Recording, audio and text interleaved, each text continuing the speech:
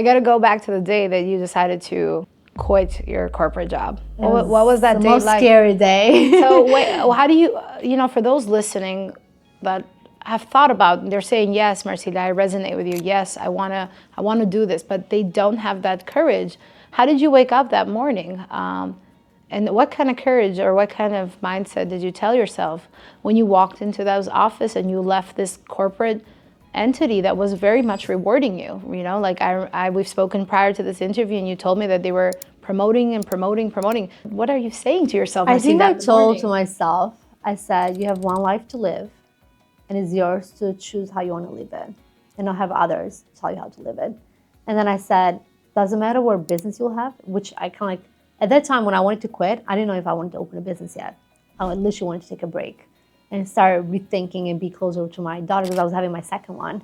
And they gave me, I was supposed to come back from maternity leave. In 3 weeks, when I found out that they couldn't accommodate my working from home, I said, like, you're like still a prisoner in a way, and this is your only chance to be a mother, because they're going to grow one day. And I said, whatever business you'll open, all you have to do is give 110% how much time you give to the other company. That's it. If you give 110% and care about the business as much as you care about the other company, you're going to grow. You're going to succeed. You're not going to let it die, right? You're not going to like have bankruptcy. And if you have bankruptcy, open something else and just give 110%. That's it. No more, no less. Simple message. Okay, so you quit. You're home with the kids. Now let's go into full entrepreneurship. When did the idea come to you? How did it hit you? How did you say, honey, take care of the kids. I got it. I know what I'm going to do. So, like we women, I feel like we're never happy with anything in life. Like there's always like, we always feel guilty whatever decision we make, whether we go in corporate, whether we stay at home mom.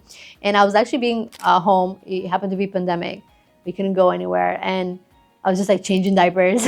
I was like with both of my daughters. And I'm like, why am I not enjoying motherhood as much? Because I was missing that corporate life. And I felt like because I'm like a very driven, motivated person, I need to do stuff. I need to feel like I'm doing stuff. So I'm like, you know what? I'll probably like have a client or two just to do consulting. Like just share I have like knowledge. I have knowledge in product management, sales. Like, let me just see like network on LinkedIn, like very simple. I didn't even have like a company name or anything like that. I'm just doing simple, see where it goes. And all I did in the beginning was like network on LinkedIn and send people a message like, oh, like pleasure meeting you, like something like that, just simple. And then maybe commenting on the next thing you know, I had 2 clients. So I'm like, oh shoot, I need to open officially my company, right?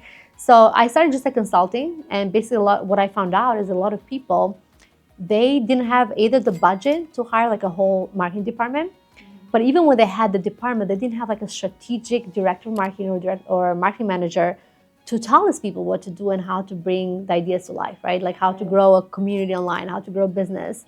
And as I was like helping train and mentor these companies and consult them and literally building their teams from ground up, I'm like, why am I helping them build a team where that could have been my team that they're hiring?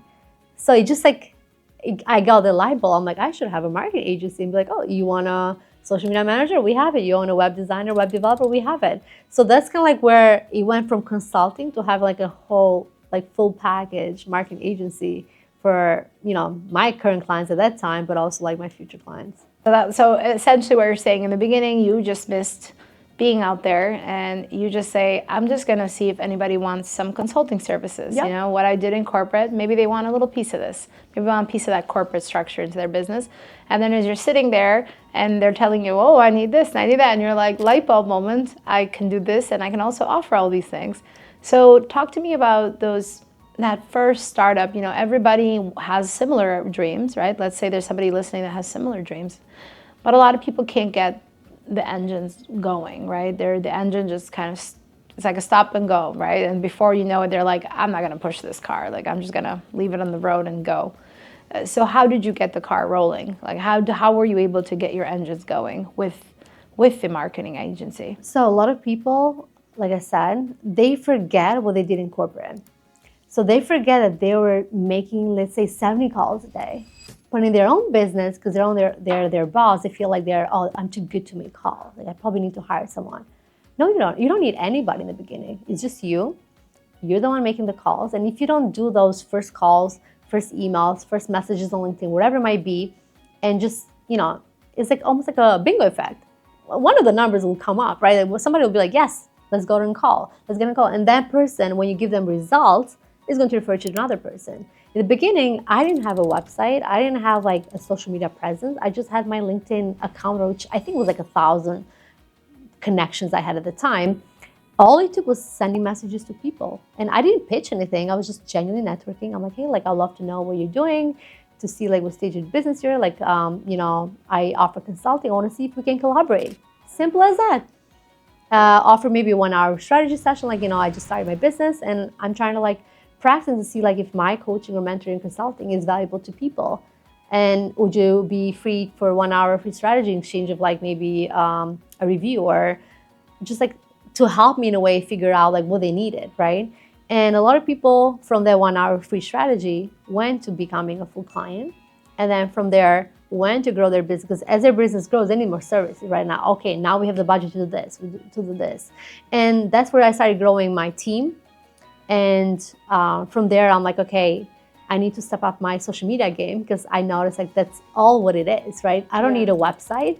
I don't need like to do ads. As long as I'm just genuinely connecting with people, building relationships, and make them know because nobody really knows what you have as an experience, knowledge, if you don't share it with them. Absolutely. So you have to share. You have to, if it's like a post, if it's like a video, and this is how people are going to resonate with you and be like, you know what, I want to work with her. Not only I learned something, but I genuinely like her. Yeah. Like I like her honesty, that's like the most powerful thing.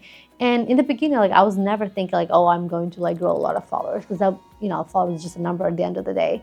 But my goal has always been having more connections, having more genuine relationships, and just help people without them asking for. A lot of people, they're like, oh, like I opened my business, but nobody helped me. I'm like, okay, so how did you help others? Like, did you introduce somebody to somebody for no reason? Most of the time, they don't do it. So I'm like, how do you expect people to give you referrals when you don't do it?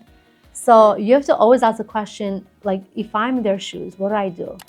And let me do that first before I'm asking them. And genuinely what happens is like, if I'm like, let's say introducing you to somebody else, and it happened you guys had a great collab, maybe you became your client, or you became their client. Eventually you're like, I love that Marcy did this and didn't ask anything for return, genuinely introduced us, and here we have this great relationship, right? Eventually you're going to like think about me when you have your next person, like, oh, like I have to introduce you to somebody. And that's like the part of a community, and that's what people don't get. Doesn't matter if it's investors, doesn't matter if you have like a big capital you're trying to like gain, right? Like doesn't matter what business you're in, it's all about relationships, network, and that community that trusts in you.